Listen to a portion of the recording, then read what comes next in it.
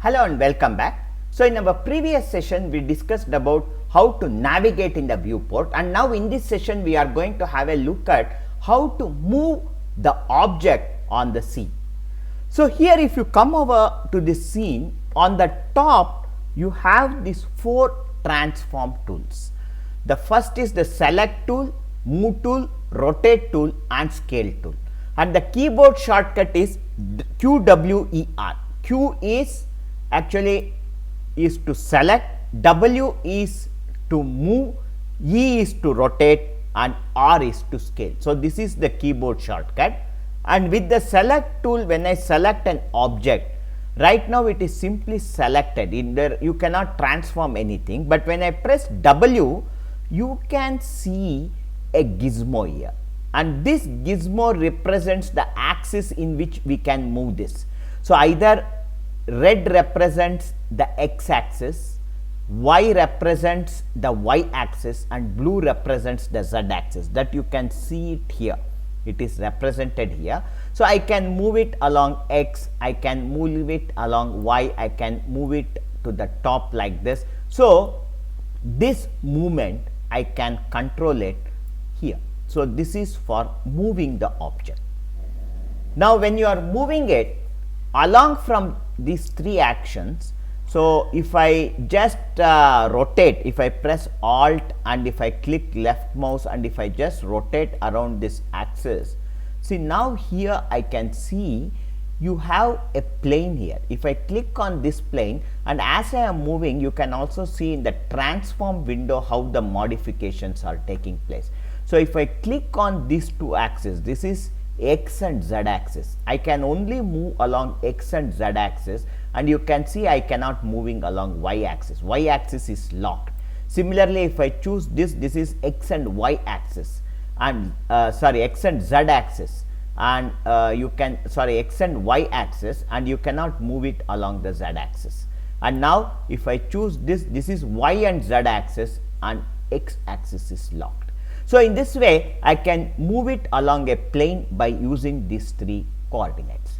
Now the same thing applies to other modifiers also. Say for example, if I press E, I will come to the rotate tool, and in the rotate tool now I have the same type three axis. Red is for x axis rotation, and y is for this this green is for y axis rotation, and blue is z axis rotation. So we have these three, this will rotate it along the z axis. Okay, so we have these rotations, and as I am rotating you can see the values changing here. And similarly, if I press R, this is to scale. If I click this, this will scale along the x axis, this will scale along the y axis, this will scale, this is x, this is z, and this is y.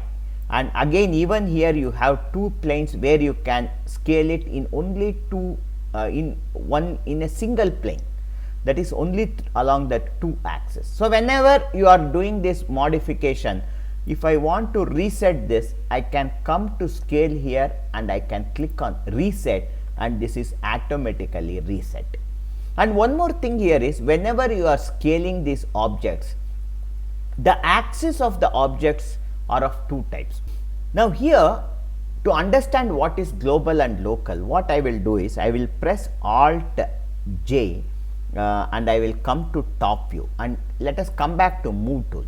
And in move tool now, if I move it along the y axis, see the chair is focused in this direction. For the chair, the y axis is not this, this is the y axis, okay, but the global axis will move it like this. But if I change this to local axis, so you can see here, this is the direction in which the chair moves.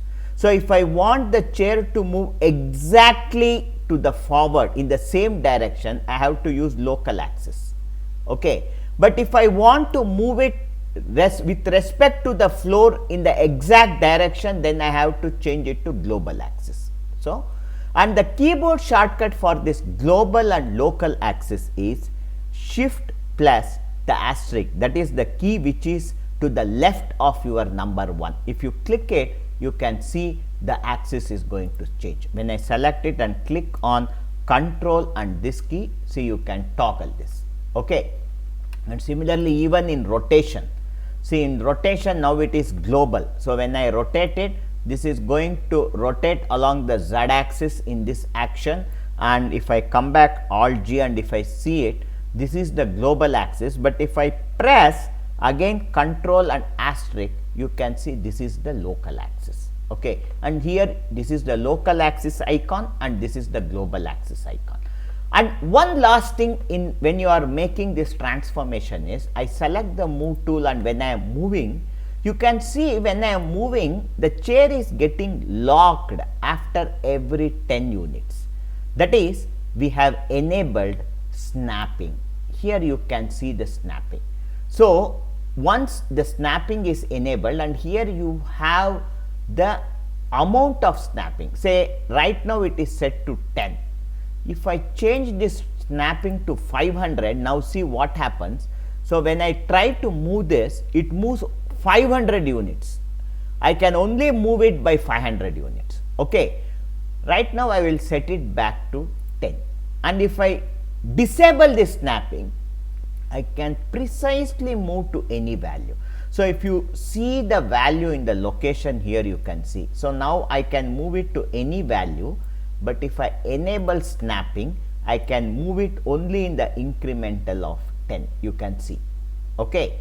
So this is about the snapping, and also you have a snapping setting here. If I on this, you have one option called as surface snapping. Surface snapping means, say for example, this chair is somewhere here and I want this chair to exactly come and sit on this floor surface. Then I can enable this surface snapping, and when I have enabled it and when I drag it, I can exactly place it over the floor.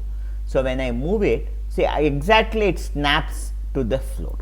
Okay, it is placed exactly over the floor. So for this we make use of this surface snapping. Right now I will I will off this. So these are the kind of movements, or this is all about the transformations that we can carry out in Unreal. So we have discussed about this transformation, and now in our next session we are going to discuss about the outliner and other panels, important panels that we use in Unreal. Thank you.